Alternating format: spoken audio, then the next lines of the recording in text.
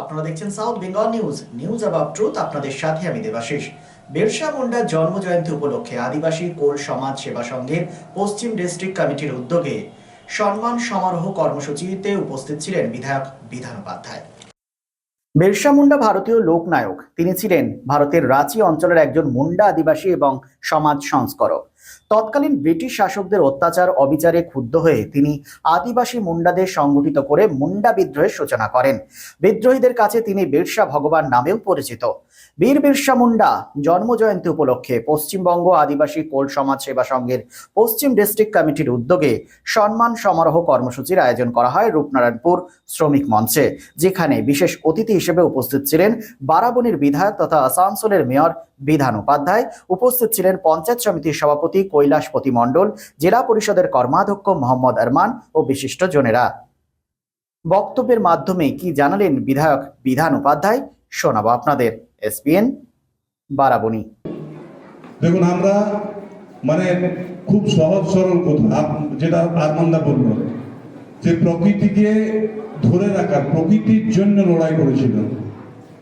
আজকে যার জন্মদিন, যিনি নিজের জীবন উৎসর্গ করে আজকে আমরা যে ঘুরে বেড়াচ্ছি, আমরা যে সংসার করছি, আমরা যে স্বাধীনতা ভোগ করছি, সেই বীর স্বাধীনতা সংগ্রামী বিরসা মুন্ডার জন্মদিন আজকে।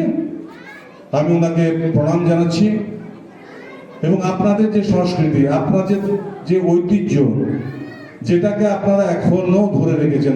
আমি আমার ঘরের সামনেও আদিবাসী পড়া আছে, আমার ঘরের সামনে গোটা 4 আদিবাসী পড়া আছে। তো তারা সেই পূর্বদিনের শহ বছর, হাজার বছর আগের যে সংস্কৃতি, সেই সবার কিন্তু সংস্কৃতি চেঞ্জ হয়েছে, কিন্তু আদিবাসীদের যে সংস্কৃতি আছে সেটা কিন্তু বর্তমানে এখনো একই অবস্থায় আছে। এবং তারা যে ধরে রাখতে পেরেছে, এটার জন্য তাদেরকে ধন্যবাদ।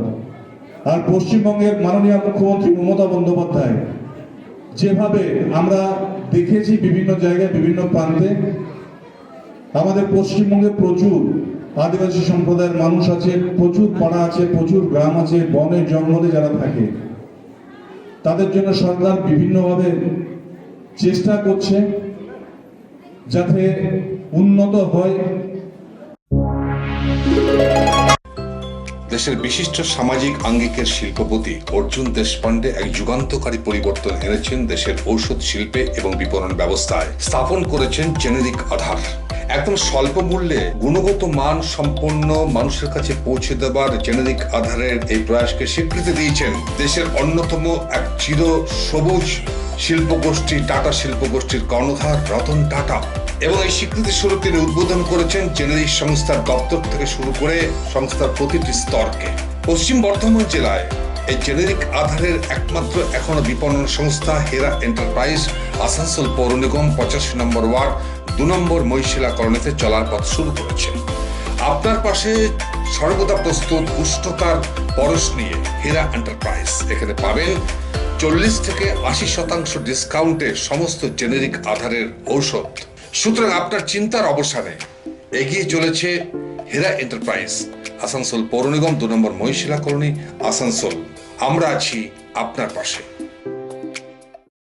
Furniture world, one step solution at নর্দিন road, opposite Shani Mandir, GT road, Asansol. Furniture ওয়ার্ল্ডে আপনি পাবেন all types of branded furniture. রয়েছে quality wooden divan, steel divan, branded dining table, sofa set, আলমিরা, wardrobe and so many household furniture. Furniture World, the name you can trust with quality, quantity, true value and after sales service. সুতরাং দেরি কেন? আপনার মনের মতো জিনিসটি নিতে আজই আসুন আসানসোলের বৃহত্তম শোরুম 12,000 স্কোয়ার ফিটের ফার্নিচার ওয়ার্ল্ডে। Furniture world, GT road, opposite Shani Mandir, নর্দিন রোড, আসানসোল।